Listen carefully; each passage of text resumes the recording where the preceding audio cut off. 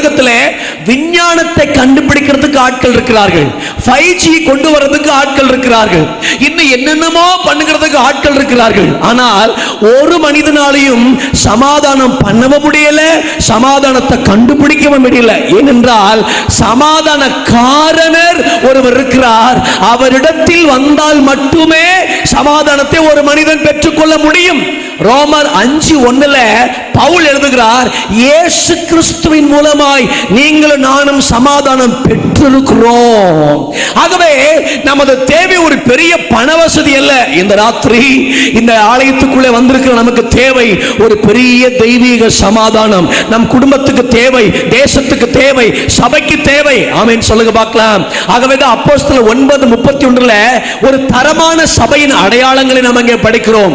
எது தரமான சபையின் அடையாளம் தெரியுமா? பைபிள் சொல்லுது, சபைகள் சமாதானம் பெற்றன,